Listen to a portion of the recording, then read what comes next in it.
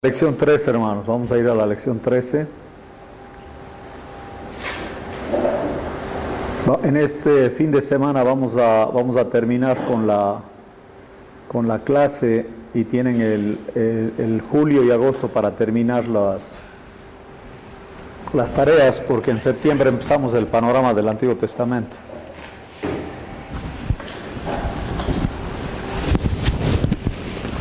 Vamos a orar para empezar. Señor, muchísimas gracias que nos permites reunirnos nuevamente por tus cuidados, por tu amor, por tu interés en nosotros, porque provees por este lugar, por tu palabra que está en nuestro idioma. Y Señor, ahora nos acogemos al Espíritu Santo para que nos enseñe porque te necesitamos. Gracias por tu fidelidad en Cristo Jesús. Amén. El tema en la lección 13 es la aplicación. Y eso es básicamente lo que vamos a aprender. De ahí salen los principios, ¿no? Principios que vamos a vivirlos, vamos a pasarlos a la vida. Lo que es la aplicación, y vamos a ver también un ejemplo de observar. Hay algunos conceptos que se necesitan para poder aplicar y vamos a revisarlos también. Los pasos para aplicar. Primero, el hecho textual, el conocimiento general con sus implicaciones. Tenemos que analizar las opiniones porque la gran mayoría se dedica a opinar. ¿Qué validez tiene eso? La imaginación, la especulación y por el otro lado también la espiritualización. Agarrar versículos fuera de contexto y espiritualizarlos. No se puede aplicar sin observar. Hay una interpretación y varias aplicaciones. Nos toca llegar a la interpretación que es la base para poder aplicar. Uno tiene que ser sincero, no puede venir con pensamientos preconcebidos a la Biblia para que esté de acuerdo con uno. Tiene que ser honesto y venir vacío para que el Señor te llene con la palabra. No, eso nosotros ya vimos que eso era la eisegesis, que es forzar a la Biblia que diga algo que no dice. Otra cosa que la gran mayoría no estudia la Biblia de esta manera porque implica cambios en la conducta, cambios en muchas cosas, en la manera de pensar. Como Pablo siempre decía que renovemos el espíritu de nuestra mente, es decir, que tengamos una mente espiritual, uno tiene que estar abierto a los cambios. Al estudiar, obviamente, imagínense, estaba yo en una clase y un predicador de Centroamérica que en su iglesia me decía, el que tiene miles de gentes, toda la clase estaba callado. Y al final me invita a comer y sí, fui con él y me dice, oye, ¿sabes que estoy en un problema? Dice, porque la verdad, todo este tiempo en la iglesia donde yo soy pastor he estado enseñando mentiras. Y ahora tengo que pedir perdón y rectificar. Y muchos no lo van a hacer. ¿Sí? Porque es demasiado vergonzoso. Imagínense, después de tantos años sin haber consultado, sin haberse profundizado enseñando herejías y luego tener que reconocer que así no es. Muchas veces los discípulos de ese pastor, que son los seguidores de él, no del Señor, sino de él, lo cuelgan porque él cambia y a ellos no les gusta. Ellos son fieles a lo que él mismo les enseñó y lo echan. Yo he visto eso, que echan al pastor los discípulos cuando él trata de rectificar. Así que uno tiene que ser honesto y realmente lo que Dios hace es honrar su palabra, no nuestros conceptos. Uno puede analizar la vida de uno también, ver los puntos débiles que nosotros tenemos, donde hay necesidad de crecimiento, vía oración, vía estudio, vía fe, vía estudio, con aplicación. También es muy importante cuando uno está compartiendo con otros, conocerles, para ayudarles en el tema de la aplicación. A veces yo oigo un predicador que remacha desde arriba de que somos pecadores y todos en el auditorio se sienten, eso sí yo sé. El punto es cómo salgo de aquí. Que están haciendo mal, que eso también sé, pero ¿y cómo salimos de aquí? Y a veces nos enfrascamos en el pasado ya no lo puedo cambiar. ¿Qué va a pasar de aquí en adelante? ¿Ve el punto ahí? Entonces la aplicación tiene que ver con eso y es muy importante. Así que entremos al tema de la aplicación directamente ya.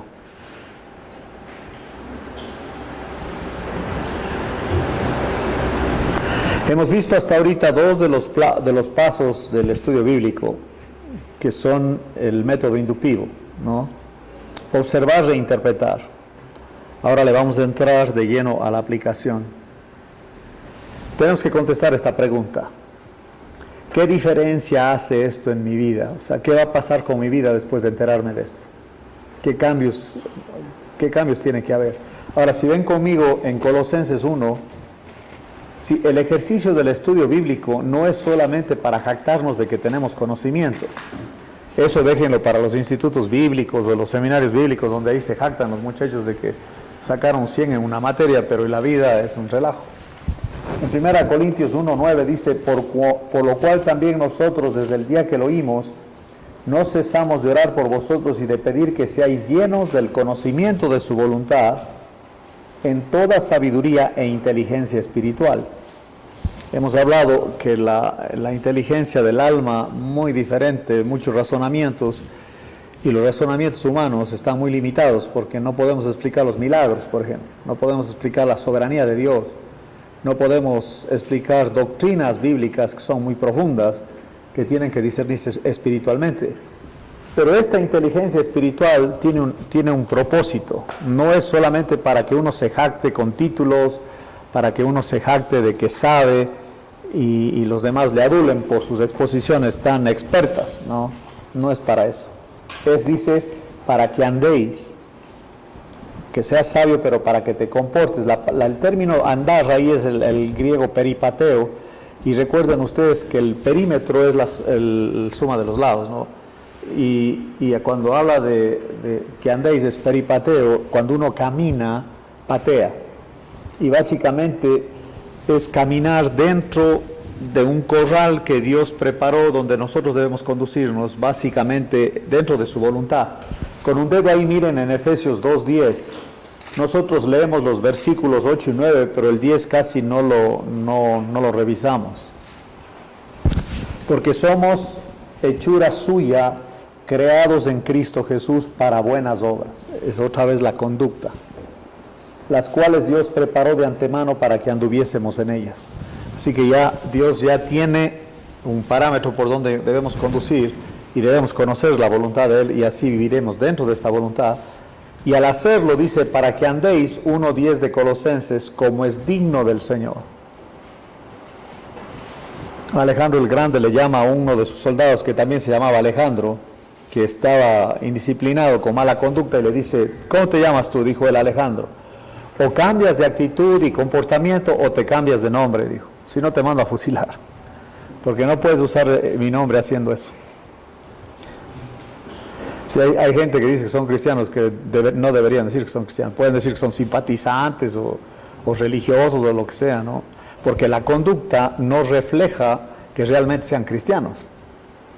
Ese es un dato muy importante.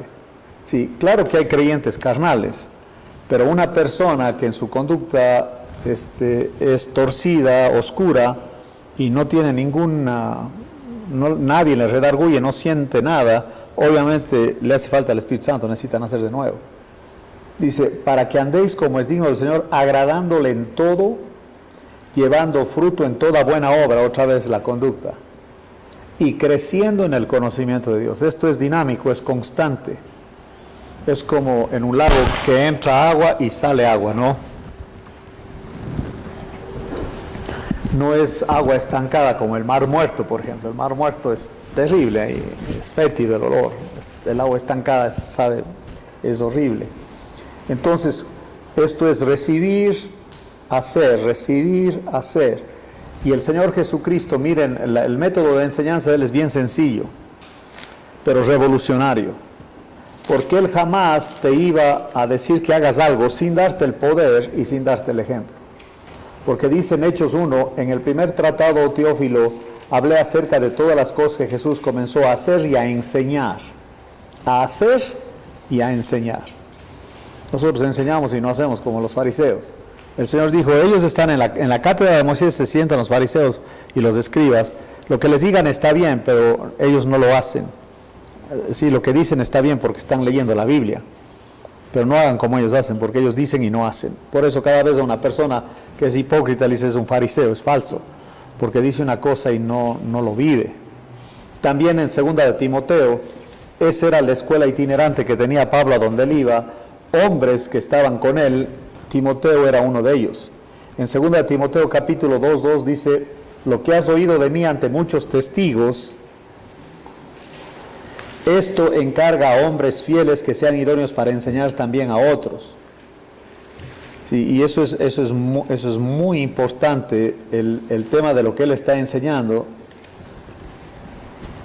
Cuando Timoteo andaba con Pablo, no era solamente la enseñanza de Pablo, sino era la vida de Pablo. Por eso no se practica el discipulado hoy día, porque es muy complicado que una persona se relacione con otro y le trate de enseñar cuando él mismo no lo vive. Entonces está difícil meterse en un discipulado cuando la persona no tiene la interés para poder compartir lo que quiere compartirle, ¿no? Y por eso no hay discipulado, porque el discipulado verdadero tiene dos elementos. El uno es una convivencia, es decir, que el discípulo ve cómo vive el que le está compartiendo, y el otro es la enseñanza. Imagínense al Señor Jesucristo enviando sus mensajes por Ustream. Así no funciona. Eso sería como decir, yo aprendí a nadar por correspondencia. Eso no se puede hacer. Tienes que meterte al agua, ¿entiendes? Igual es el discipulado, es práctico. Y lo que el Señor quiere es que se refleje eso en la conducta.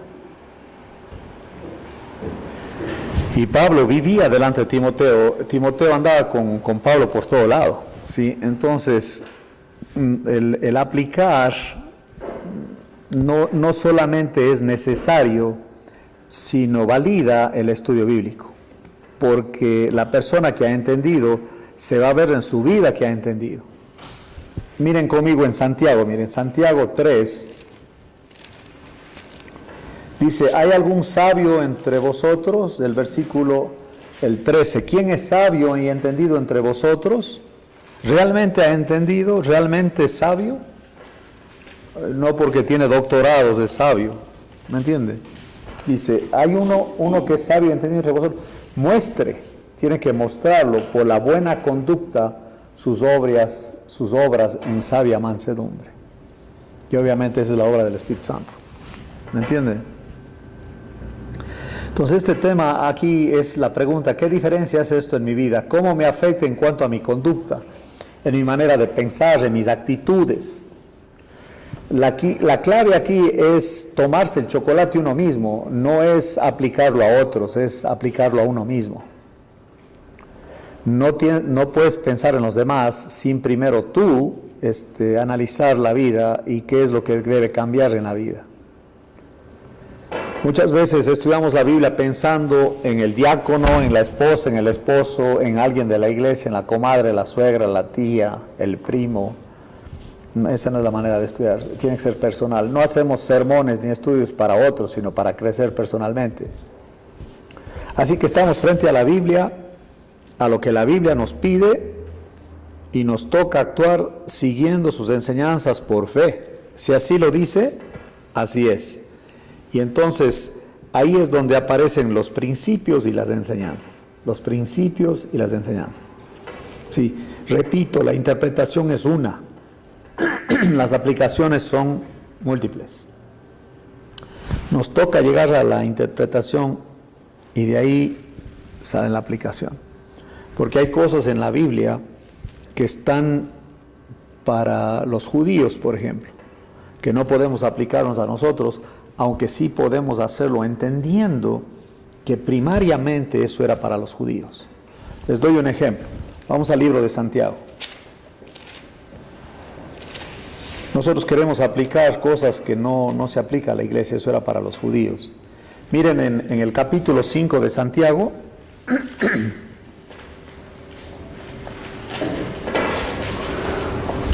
dice el versículo 13, ¿está alguno entre vosotros afligido? Haga oración. ¿Está alguno alegre? Cante alabanzas. ¿Está alguno enfermo entre vosotros? Llame a los ancianos de la iglesia y oren por él, ungiéndole con aceite en el nombre del Señor. Y la oración de fe salvará al enfermo y el Señor lo levantará, y si hubiere cometido pecados le serán perdonados. Qué interesante que me dice alguien, dice, pero los ancianos de nuestra iglesia oran y no pasa nada, y aquí dice que supuestamente debe sanarse. Digo, pero has leído el contexto, miren lo que dice Santiago 1, versículo 1. Santiago, siervo de Dios y del Señor Jesucristo, a las 12 tribus que están en la dispersión, salud. ¿A quién escribe esta carta? Y en el año 45, que es una de las primeras, Gálatas está en el 49, está en el 45. Entonces Gálatas y Santiago son de las primeras escrituras que tenemos del Nuevo Testamento.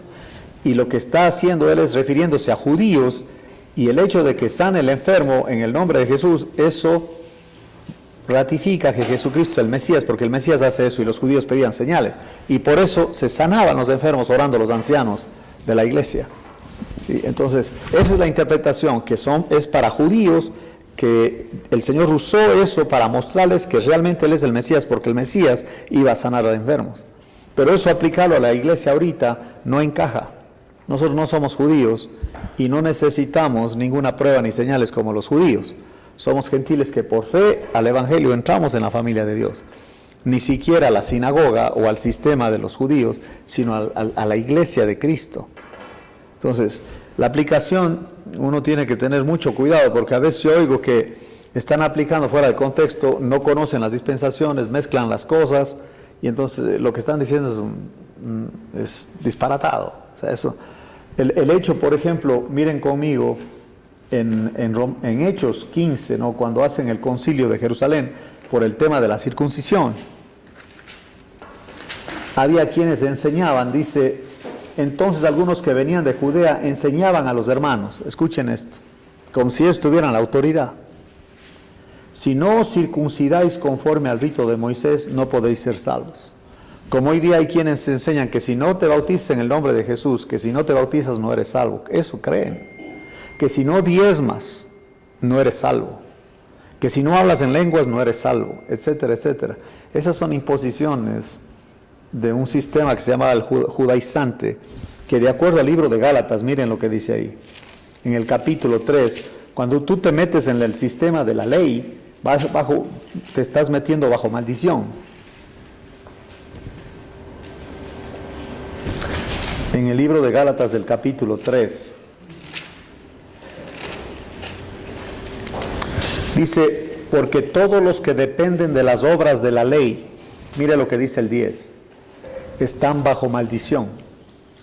Pues escrito está: maldito todo aquel que no permaneciera en todas las cosas escritas en el libro de la ley para hacerlas. Si te vas a meter con un punto de la ley de los 613 puntos, tienes que meterse con toda la ley. Pero habla aquí, como no cumples todos los puntos, estás bajo maldición. Imagínense, meter a la gente en un sistema legalista, meterles bajo maldición. Como dijo Pedro, vamos a Hechos 15, dijo él que no pongan cargas sobre la gente. Dice en el 15:10 de Hechos, dice Pedro: ahora pues, ¿por qué tentáis a Dios poniendo sobre la cerviz de los discípulos un yugo que ni nuestros padres ni nosotros hemos podido llevar? Están echando cargas que ni nosotros mismos las cumplimos. Como lo dijo el Señor de los fariseos, echan cargas sobre los hombros de la gente y ellos no son capaces de levantarlas. ¿Sí? Entonces esas son las desviaciones de la interpretación mal hecha. Y regularmente la interpretación mal hecha se cae en legalismo. Son cosas humanas, reglas humanas. Y lo que yo veo que la intención al hacer eso es de frenar la carne, echando de arriba amenazas, ¿sí? Unas advertencias crueles a veces. No es por ahí. La carne solo la frena el Espíritu Santo y es vía la cruz, la co-crucifixión con Cristo. Ahora, en Santiago 1:22, vamos a ver lo que dice ahí, y esa es la recomendación, ¿no? Si uno viene a la Biblia, el valor es que la tomes y sea parte de tu vida. Pero sed hacedores de la palabra y no tan solamente oidores, engañándoos a vosotros mismos. Qué impresionante que una persona que no cree y obedece a la Escritura está engañándose a sí mismo. Vive engañándose. Tiene que ver con lo que somos, quiénes somos, con los pensamientos que tenemos, con la conducta, con nuestro proceder. La Biblia me afecta a mí. Vengo para que ella trate conmigo como un espejo, como ahí mismo dice, no. Porque si alguno es oidor de la palabra, pero no hacedor de ella, este es semejante al hombre que considera en un espejo su rostro natural. Lo ve, pero no hace nada al respecto. El tema es que si ves que estás manchado, te vas a limpiar la cara, ¿no? Para eso sirve el espejo, para ayudarnos en ese tema, ¿no? Así que nos muestra dónde estamos y dónde deberíamos estar. Cuando vamos a un médico, el médico primero nos examina, digamos que nos observa. Luego él diagnostica, él te dice qué tienes. Y tercero, te receta, y eso tiene que ver como la entrada a la aplicación, porque sirve solo si tomas la medicina, si no, no sirve de nada. Y ¿sabe lo que es interesante con nosotros los humanos? En todo lado es lo mismo. Vas donde el médico sintiéndote mal, ok, el médico te receta y te da un tratamiento. Supuestamente te dice que debes tomar X cantidad de pastillas, ¿no? Pero nosotros en el momento que nos sentimos bien, ya no las tomamos. O sea, no terminamos el proceso en el cual debemos seguir. Si nomás nos sentimos bien y ya, hasta ahí. No, tienes que terminar la dosis que te mandó el doctor, porque es parte de que te sientas bien y que te cures. En cuanto a la aplicación es el mismo tema, ¿no? Uno de pronto ya se siente mejor o aparentemente ya sale del conflicto y ya no más Biblia. Si ya cuando vienen los problemas otra vez, ahora sí yo necesito estudiar, necesito regresarme, etcétera, etcétera. ¿Sí? Es la misma actitud. El tema de la aplicación sería el tomar los medicamentos, o sea, eso es aplicar. El que te diagnostique y el que te diga qué tienes, te ayuda, pero si no te medicas no vas a mejorar. Se requiere hacerlo. No es cuánto sabes de la Biblia, es cuánto es parte de tu vida la Biblia. Eso determina el crecimiento espiritual. Porque es interesante que junto al lado del tema del reposo, en el capítulo 3 de Hebreos, está el versículo de la palabra de Dios viva y eficaz y más cortante que toda espada de dos filos. Sin la palabra de Dios no hay descanso, no hay reposo, no hay vida en abundancia. Porque la vida cristiana es por fe, pero por fe en la palabra, no en mis opiniones, no en mis sentimientos y emociones. El cristianismo moderno está full emociones, totalmente emociones. Y las grandes doctrinas las ignoran, incluyendo el tema de la salvación, por ejemplo, porque hoy se enseña como si fuera verdad. Como los evolucionistas dicen que venimos del chango, se enseña la pérdida de la salvación como un hecho, cuando es imposible en la Biblia eso. Porque si uno ve 2 Timoteo 1:9, el plan de Dios estaba antes del comienzo de los siglos. Entonces, sí, obvio que hay versículos que se requieren más de estudio. Vamos a ver lo que es el hecho textual. O sea, tengo que ver lo que dice y así es. Un ejemplo está en 2 Corintios 6:14. Vamos a ver ahí.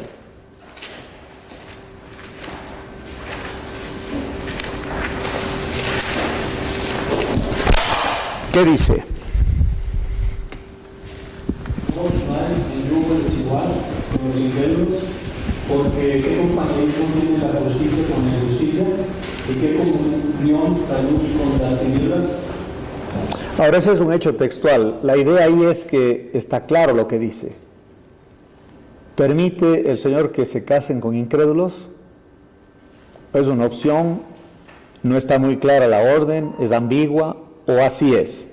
Si el hecho textual es cuando Él dice, y así es. Dice, no os unáis en yugo desigual, punto. No es las derivaciones que siempre oigo yo, ¿no? Como me dice a mí un muchacho, dice, me voy a casar, digo, pues qué bueno, la Biblia dice que haya esposas, hay el bien. No más que ella no es creyente, dice, digo, pues te vas a meter en un problema. El muchacho nunca más lo volví a ver en las reuniones. Y alguna vez que me lo encontré, él estaba muy triste porque se había hecho al lado de la esposa porque él no va a divorciarse. O sea, en el corazón de él no existe eso. Pero básicamente él es tolerante con el ambiente religioso de la esposa para no pelearse con ella, pero dentro de su corazón tiene mucha tristeza porque sabe que lo que hizo era desobedecer y vienen sus consecuencias, ¿no es cierto? Pero este es el hecho textual. Ahí dice que no y es no. No, pero yo lo voy a convertir. Digo, entonces tú tienes un noviazgo misionero o qué. ¿Saben ustedes que de los matrimonios, de las estadísticas de los matrimonios en yugo desigual, el 95% de los creyentes fracasan? Solo un 5% se hace al lado, pero no siempre es como para decir que este va a servir al Señor o algo así. No, no es una lotería eso del matrimonio. O sea, la Biblia el hecho textual quiere decir, así dice, así es. No hay vuelta que darle, está clarito ahí, ¿entiende? Ahora, miren lo que dice Efesios 4:29. Hay cosas en la Biblia que no... Es como siempre digo yo, ¿qué hago entonces con estos versículos? ¿Los recorto o cómo? ¿O qué hacemos con esto? Sí, porque la idea es siempre, bueno, es que no dice así, que no. Oye, espérame. Pues no, léelo bien. Así dice, y punto. Pero queremos desviarla y justificar tratando de torcer la escritura, ¿no? Escuché a Joel Austin de Houston, que se ha vuelto famoso. Él dice que es motivador, él no dice que es predicador, pero él está hablando obviamente de bendiciones materiales, o sea, de tener casas, coches, cosas así, o sea, como de la teología de la prosperidad, ¿no? Y le oigo que cita Efesios 1:3, dice que nos bendijo con toda bendición, y ahí se queda. Digo, qué bandido y está grabado ese sermón, yo lo vi grabado. Digo, qué bandido o sea, solamente agarre la parte donde dice que nos bendijo con toda bendición, pero no dice espiritual en los lugares celestiales. ¿Sí? Él predica lo que se llama el epicureísmo. El epicureísmo decía, yo quiero la bendición ahorita. O sea, yo para qué quiero una mansión en los cielos, yo quiero mi mansión ahorita. Yo quiero mi Rolls Royce ahorita. Yo no voy a estar esperando para el cielo. Yo quiero ahorita la bendición. Y declaro. No, pues declara todo lo que quieras. La cuestión es, dice Watchmani, tanto tiempo que se gasta en orando y haciendo tantas cosas por algo que se va a quemar. Todo se va a quemar. Ahora mire lo que dice Efesios 4:29. Ninguna palabra corrompida salga de vuestra boca, sino la que sea buena para la necesaria edificación a fin de dar gracias a los oyentes. Entonces, ¿qué de las malas palabras y las maldiciones? Debemos borrarlas del vocabulario, o sea, del repertorio de palabras que nosotros tenemos. Y no hay opción. Aquí dice, ninguna palabra corrompida salga de vuestra boca. Ese es el hecho textual. Así dice y así es. No, pues, bueno, es que no es tan mal. No. Dice, eso, lo que tú dices debe dar gracia a los oyentes, es decir, que los oyentes te escuchen con gusto y con ganas, con interés de lo que estás compartiendo, que tengan interés en saber más de esto. ¿No? Las maldiciones y las malas palabras deben ser eliminadas del vocabulario del creyente. Punto. Así que hay textos que nos dicen qué hacer y qué no hacer. La aplicación está implicada. ¿Sí? Y ya, miren, Efesios 4:17, por ejemplo, miren. Claro que eso está basado en la posición nuestra, porque el poder para hacer eso está en el Espíritu Santo. No se puede demandar un comportamiento de alguien que no entiende que es en el poder del Espíritu Santo que se vive la vida cristiana, no es en las fuerzas humanas. En Efesios 4:17 dice, esto pues digo y requiero en el Señor que ya no andéis como los otros gentiles que andan en la vanidad de su mente, teniendo el entendimiento entenebrecido, ajenos de la vida de Dios por la ignorancia que en ellos hay, por la dureza de su corazón, los cuales después que perdieron toda sensibilidad se entregaron a la lascivia para cometer con avidez toda clase de impureza. Mas vosotros no habéis aprendido así a Cristo. Qué interesante, él dice, esto pues digo y requiero en el Señor. La forma de hablar de Pablo ahí es como un juez que está dictando sentencia, dijo, no. Como creyentes ya tenemos el poder, porque el 1 al 3 es la posición del creyente. ¿Dónde está el poder? Para vivir, no como los otros gentiles. No está demandando a alguien que viva de otra manera sin haberle explicado quién es. Sí, la reina de Inglaterra, por la posición de ella, no va a lavar los baños. No va a lavar baños, sencillamente no lo va a hacer. Porque es la reina, ¿entiendes? Por eso siempre digo a los maridos, si le vas a decir reina, entonces lava los baños tú. No, pues ya no, ya le cambian, ¿no? Otra vez el punto en el hecho textual es que así dice y así es. Ahora, vamos a lo que es el conocimiento general. En el conocimiento general hay implicaciones. Por ejemplo, en la Biblia no dice que no fumemos. La Biblia sí dice que no te embriagues con vino, sino que seas lleno del Espíritu Santo. ¿Sí? En el conocimiento general, aquí no se dice específicamente qué debemos hacer, pero se entiende que hay áreas incluidas en el principio. Miren lo que dice Proverbios 3, 5 y 6. Y ahorita les digo algo de Spurgeon que fue interesante en la vida de él, ¿no? Porque Spurgeon fumaba esos puros. Dejó de fumar cuando una compañía dijo que querían hacer unos puros con la foto de él. Proverbios 5 y 6 dice, 3, 5 y 6, fíjate de Jehová de todo tu corazón y no te apoyes en tu propia prudencia. Reconócelo en todos tus caminos, que son las áreas generales de la vida, y Él enderezará tus veredas, es decir, Él te va a guiar en los detalles. ¿Ve? Sí, las cosas generales deben estar en las manos de Él, y Él te guía. Es como decir un muchacho que me dice a mí que quiere casarse, ¿y con quién se va a casar? Digo, deja eso en las manos de Dios, Él te va a guiar a la muchacha que Él tiene para ti. Sí, pero se le hace muy complicado confiar al Señor en eso. Dejamos las decisiones más grandes de nuestra vida en las manos de Dios, en los caminos, ¿no? Él nos asegura que guiará nuestros pasos por las veredas, los detalles. La Biblia no dice no fumarás, pero sí dice que nuestro cuerpo es templo del Espíritu Santo, de tal manera que nos toca cuidarlo. Alguien le dijo a Spurgeon, el predicador holandés, no, londinense más bien, de Londres, le dice que por qué fuma y etcétera, y él le dice, ¿y tú por qué estás gordo? Estás lo mismo, peor que yo. Así le dijo. Sí. ¿Cómo? Pero Spurgeon a le hicieron lo mismo, porque él fumaba puros, y a alguien se le dijo eso, ¿me entiendes? Le criticaban por eso, pero él tenía su excusa por la libertad cristiana, hasta que le querían hacer un puro con la foto de él, y ese día dejó de fumar. Y en ese entonces no sabía que el cigarro causa cáncer, ¿viste? Pero ese día él dejó de fumar, porque no, como dice, todas las cosas me son lícitas, pero no todas me convienen. Entonces llega un momento en que sí uno tiene que ver en el conocimiento general, no dice específicamente no eso, pero implica, ¿sí? Es el punto del conocimiento general. De ahí salen principios. Ahora, las implicaciones, esa es otra cosa importante que tenemos que tomar en la aplicación.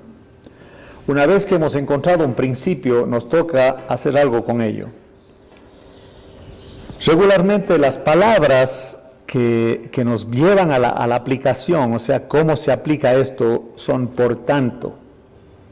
Así que, ahí tienen Romanos 12:1, por ejemplo. Así que, hermanos, aquí está la introducción a las instrucciones del comportamiento cristiano, porque Romanos 12 al 16 de la conducta cristiana. Y dice él, que presentéis vuestros cuerpos en sacrificio vivo, santo, agradable a Dios. Que no os conforméis a este siglo, dice él, sino transformaos en el entendimiento para que comprobéis cuál sea la buena voluntad de Dios agradable y perfecta. Sí, ahí tenemos nosotros lo que implica. Nunca, miren en el libro de Hechos, miren, porque hay un dato muy importante, que cada vez que se habla de los mandamientos del Señor Jesús, no tiene nada que ver con la ley mosaica. La traducción debería ser por las enseñanzas del Señor, lo que el Señor quiere en cuanto al comportamiento.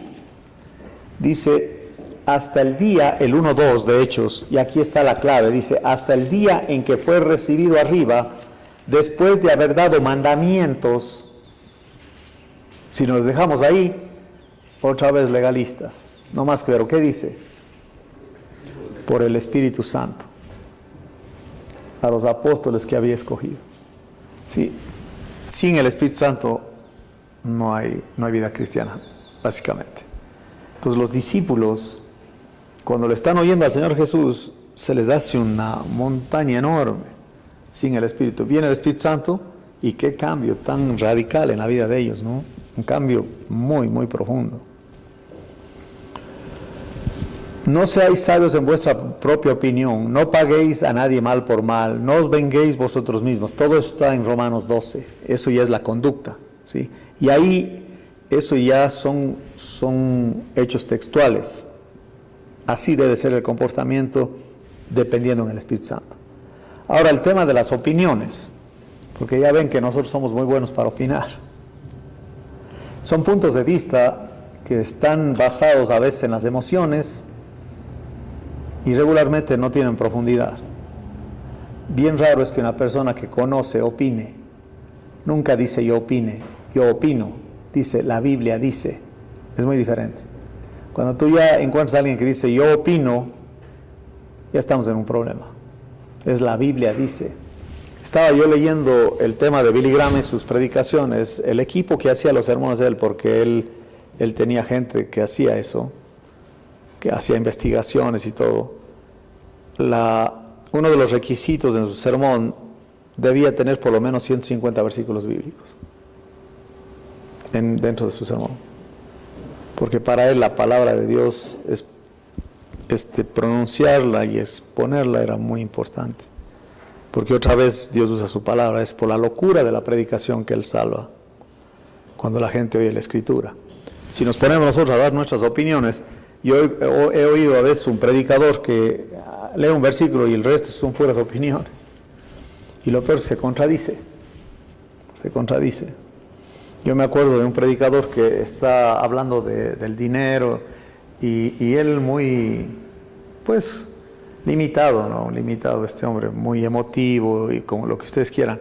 Pero decía él a la congregación que las tarjetas de crédito eran del diablo.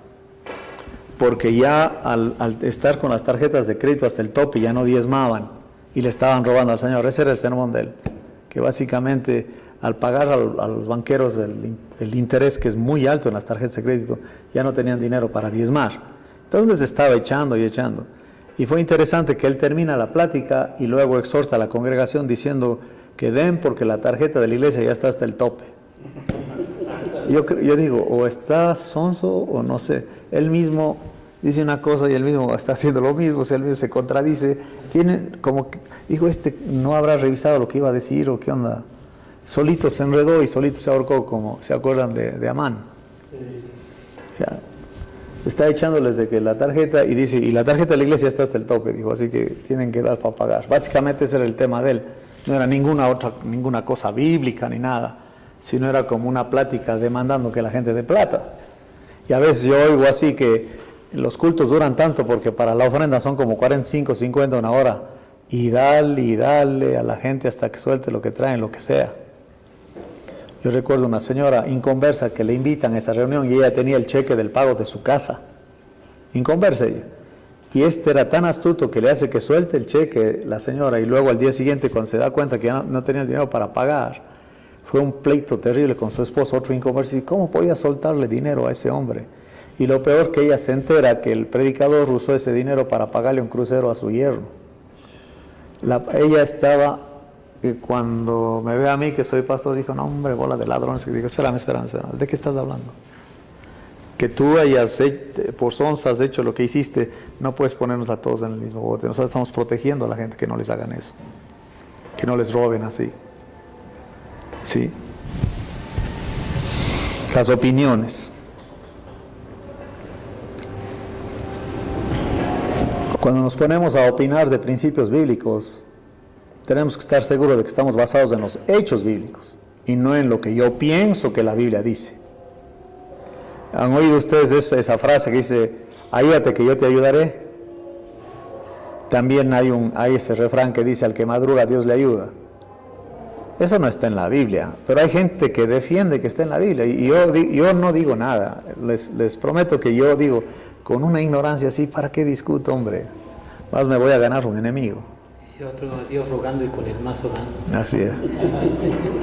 O sea que no le vas a dejar todo a Dios, tú tienes que hacer tu parte, obviamente.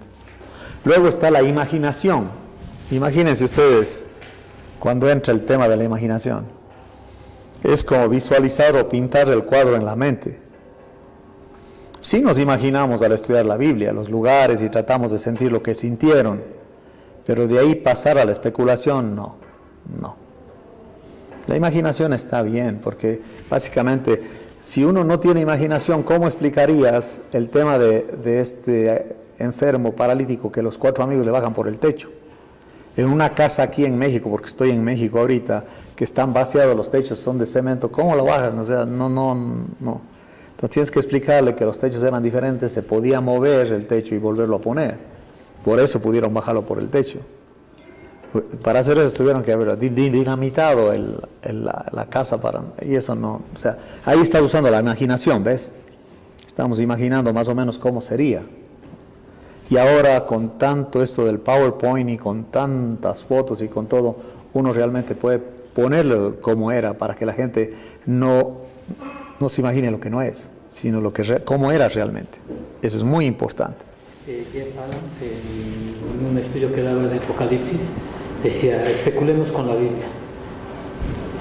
Y hablaba de las naves que él hablaba de naves, dice, y esa expresión se me quedó porque decía, hay que especular pero con la Biblia. Wow. Lo de Ezequiel. Exactamente. Son ovnis. Sí, sí.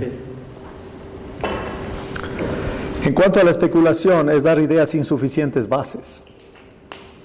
Y muchas veces he estado yo sentado, supuestamente están teniendo un estudio bíblico, y a ver, ¿usted qué opina, hermano? ¿Y usted qué opina? No, hombre.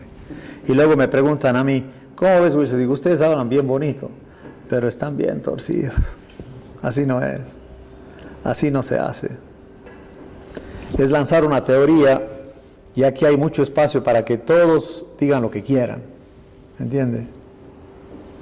Yo sospecho, yo imagino, yo supongo, yo adivino.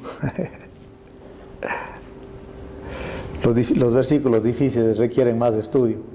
Por eso me gusta a mí a William MacDonald su comentario, porque él no se salta los versículos difíciles, él los enfrenta.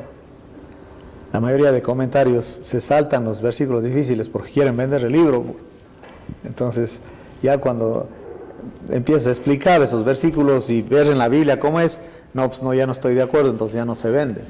Entonces, mejor me salto el versículo para que compren mi libro. Y la espiritualización es pasar de lo concreto a lo fantasioso, eso sí es fantasioso. Tomar todos los detalles y encontrarles algún sentido espiritual, especialmente en las parábolas hacen eso. La aplicación debe ser apropiada y práctica para hoy. Sí, la aplicación es como ahora cuando uno, a ver, ¿dónde estaba en un parque? Y entonces nos están explicando qué es lo que vamos a hacer, paso por paso. Esto se hace así, dura tanto tiempo, etc. Entonces uno va a lo seguro, o sea, uno ya, ok, así es esto. No puedes pasarte para allá, no puedes irte para allá, te quedas aquí y esto es lo que vamos a hacer. Y le están dando instrucciones de los pasos de cómo se va a hacer para disfrutar lo que en el parque ese, ¿no? Imagínense ustedes desde el púlpito diciendo pecadores y todos en la silla dicen, pues sí, eso ya sabemos, pero ¿cómo salimos de aquí? Y luego le da una versión así que no está ni muy clara, dice, pero no le entendí nada. O sea, dijo que había que hacer algo, pero no le entendí qué, en el fondo qué. Dice la señora en la casa que se queda el predicador que estaba invitado en una iglesia. Ella no iba a ir por los niños, pero el marido va para llevarle al predicador a la reunión. Y cuando regresan, la señora está interesada a ver de qué habló el predicador. Y el marido, que no le interesa eso, dice, oye, la verdad no me acuerdo de qué habló. No me acuerdo. Dijo, algo debió haber dicho. Dice, yo creo que habló del pecado, dice. Y dice, ¿y qué dijo del pecado? Creo que está en contra. No estoy muy seguro, pero creo que sí está en contra. Perdiste el tiempo. Sí, una de las cosas muy importantes cuando tú ya tienes un principio, el tema es cómo aplicas ese principio. Y entonces hay ejemplos prácticos como el Señor lo hacía. ¿Sí? El Señor, la enseñanza de Él súper práctica. La gente decían de Él habla con autoridad, no como los fariseos. Sí, luego se capta, dice, él habla con autoridad. ¿Por qué? Porque le están entendiendo lo que dice. Y él sí te da el proceso por donde debes caminar, ¿no? Hemos visto entonces el tema de las opiniones, el tema de la especulación, la imaginación. Pero ahora vamos a ver los pasos para aplicar. Bueno, ¿cómo mismo se hace eso? No se puede aplicar sin observar e interpretar. Si no pasaste tiempo haciendo eso, ni te metas, ¿ok? La observación e interpretación deben ser hechas antes de aplicar. Es un proceso. Tenemos que poner el pasaje dentro del contexto, dentro de la enseñanza general de todo el libro. Y esta es una herramienta valiosísima para eso. Yo traje uno esta vez. Aquí está cada libro de la Biblia bosquejado, con sus temas, con su versículo clave y con sus temas capitales, subtemas. Eso, ya saben ustedes que bosquejar un libro está bien complicado, toma mucho tiempo. Este libro tiene todo eso ya hecho para cada libro de la Biblia. Este se llama un compendio manual, es un compendio. Básicamente cada libro está resumido de lo que trata, a quién fue escrito, en qué fecha, cuál era la intención del escritor, por qué, la razón por la que él escribe, cómo la tomaron los oyentes. O sea, nos ayuda un montón el leer esto cuando uno quiere estudiar la Biblia a profundidad, ¿no? El que hizo eso se pasó años haciendo eso. Es un trabajo de muchos años que está ahora compilado en un libro, un compendio manual de la Biblia, así se llama. Así que nosotros no vamos a forzar a que la Biblia diga algo que no está, que ni siquiera hemos estudiado con suficiente profundidad para sacar conclusiones o aplicaciones que no son. El texto que nosotros leemos en la Biblia fue escrito en un tiempo específico, bajo circunstancias específicas y a personas específicas. La carta a los filipenses no la hubieran entendido los gálatas y hubiera sido fatal si la carta a los gálatas llega a las manos de los filipenses. ¿Entiende? Acuérdense que a los filipenses les da gracia porque le mandaron una ofrenda y a los gálatas les jala las orejas porque estaban siguiendo a los judaizantes. Entonces es un grupo específico que se escribe, no podemos alterar eso, ¿no? Es muy importante el ubicar lo que estamos haciendo. Hay una interpretación, pero las aplicaciones son varias. Tenemos que llegar a cómo lo tomaron los primeros lectores. Esa es la interpretación correcta, si es posible. Cuando ellos leyeron, ¿cómo lo tomaron ellos? Lo hicieron como se lo dijo, ¿cómo lo hicieron? También uno tiene que ser sincero al aplicar.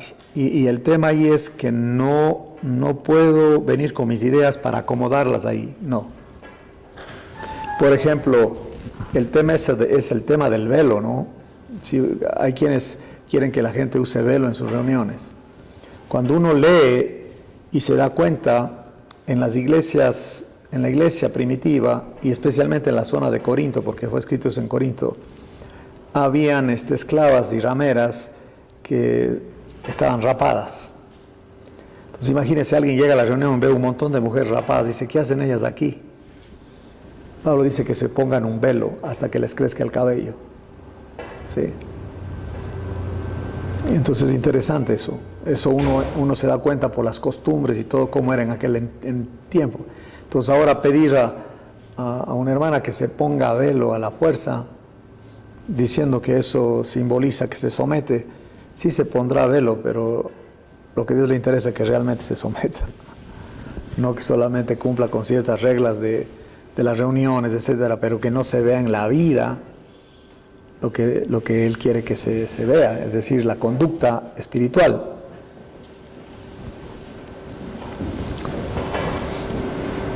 Esto obviamente implica que uno debe estar dispuesto a cambiar su manera de vivir, porque el Espíritu Santo nos redarguye, nos guía al arrepentimiento y Él es el que nos capacita para dejar aquello que no honra a Dios.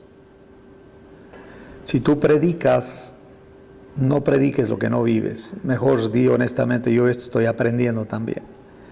A mí es sorprendente cuando me oigo a alguien que se presenta como la autoridad, como que él tiene todo el control, como que es perfecto. Y hablan desde ahí de que para predicar la Biblia tienes que ser íntegro, que no es que digo, pues ¿quién? Íntegro quiere decir entero, todos somos fallutos, ya todos tenemos trizaduras. Lo que se requiere es que le creas al Señor y entonces Él obra en tu vida, no es yo que yo he logrado esto. Como le oía a un predicador que decía, a mí me ha costado llegar a este nivel espiritual y por eso yo puedo darme algunos lujos, o sea, mundanalidades básicamente, porque él ha llegado a ese nivel. Otros no están al nivel espiritual, él me ha costado, dice, la salvación es gratis, pero llegar a mi nivel cuesta, dice él. Hijo, este cuate, digo, está re loco, re loco. Y lo peor es que la gente le aplaude, como diciendo, wow, nosotros tenemos uno que ya ha llegado. ¿A dónde ha llegado? Pues quién sabe. Eso está como dice, lanzamos 3 candidatos a diputados en nuestro pueblo y no sabemos dónde fueron a caer, dice.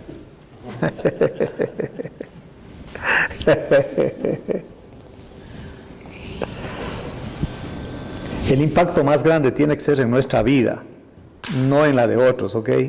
O sea, no vamos a aplicar, porque he estado en reuniones en donde yo veo la actitud de la gente, ¿no? El predicador está hablando algo y todos se hacen así como diciendo, le está diciendo a él. O si no, la esposa le hace así al marido. Hey, te hablan. Sí. Impresionante eso, ¿no? O termina la reunión y dice un hermano, me dice a mí, hubiera querido que estén aquí los diáconos, era para ellos, dice. Digo, no entendiste nada, lo siento mucho. No entendiste, papa, hijito. Era para ellos. No era para mí, era para ellos. Uy, qué caray.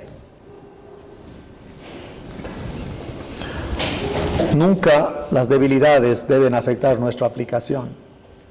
Porque entonces uno no predica porque sabes que tú no compartes lo que sabes que estás haciendo mal porque no te conviene compartir eso, ¿entiendes? Por eso digo, uno tiene que ser honesto y decir, yo batallo con esto y estoy aprendiendo también, y no saltarse eso porque simplemente no encaja con mi vida, ¿sí? Cuando habla la Biblia de que se quiten de vosotros toda gritería, iras, contenciones y esas cosas, pues ahí tienen a un tipo que es fosforito, se salta eso. No quiere hablar de eso porque él es así. Me acuerdo un amigo pastor en la denominación de él, estaban en un restaurante comiendo, pastores, eso me dijo él. Y se empiezan a pelear 2 de ellos. Y entonces él le dice, él como secretario de ese grupo, le dice a la mesera, ¿no tienen un privado aquí? Dice, sí. Entonces se van al privado, dice, ¿qué testimonio están dando afuera? Pero en el privado sí pueden darse cachetadas, ¿entiendes? Es una hipocresía bárbara.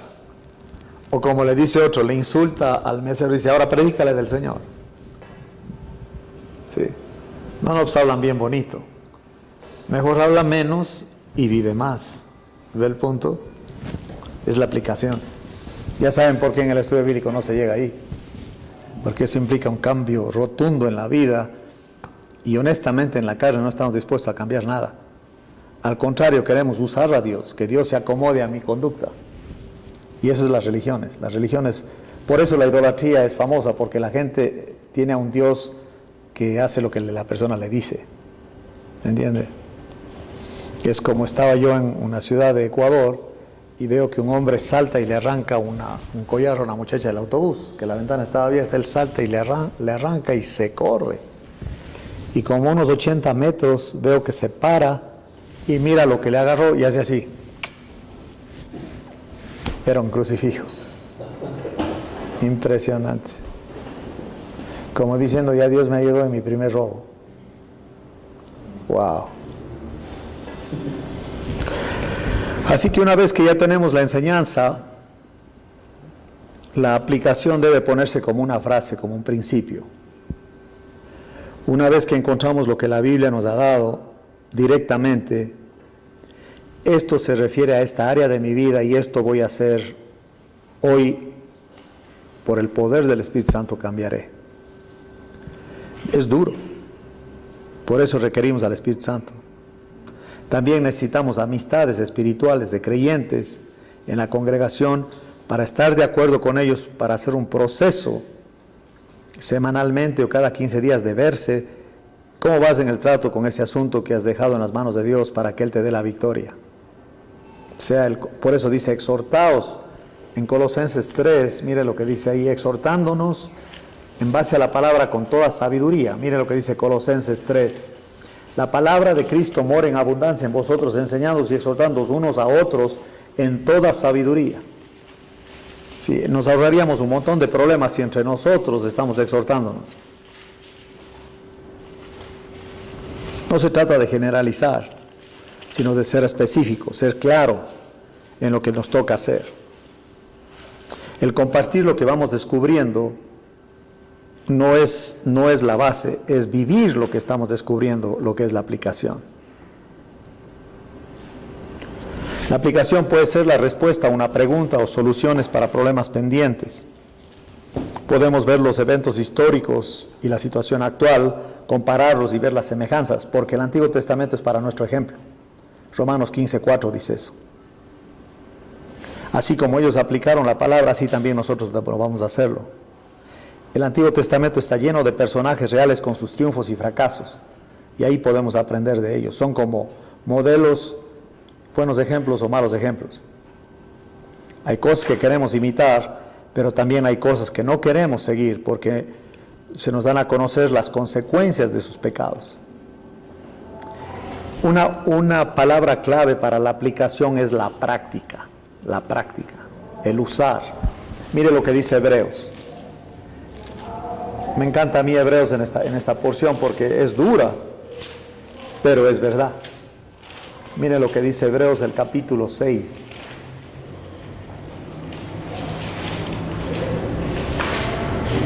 Voy a leer desde el 5:11. Hebreos 5:11 dice: acerca de esto tenemos mucho que decir y difícil de explicar, por cuantos habéis hecho tardos para oír. Porque debiendo ser ya maestros después de tanto tiempo, tenéis necesidad de que se os vuelva a enseñar cuáles son los primeros rudimentos de las palabras de Dios. Y habéis llegado a ser tales que tenéis necesidad de leche y no de alimento sólido. Y todo aquel que participa de la leche es inexperto en la palabra de justicia porque es niño. Pero el alimento sólido es para los que han alcanzado madurez, para los que por el uso, y ahí está la práctica, ¿no?, tienen los sentidos ejercitados en el discernimiento del bien y del mal. Por tanto, dejando ya los rudimentos de la doctrina de Cristo, vamos adelante a la perfección, no echando otra vez el fundamento del arrepentimiento de obras muertas, de la fe en Dios, de la doctrina de bautismos, de la imposición de manos, de la resurrección de los muertos y del juicio eterno. Y esto haremos si Dios en verdad lo permite. Así que lo que vamos a hacer es tomar el tesoro de la palabra de Dios y disfrutarlo. Ahí está la diferencia. Y entonces nos vamos a dar cuenta que la voluntad de Dios es agradable y perfecta. Y aparte, miren lo que dice el Salmo 1.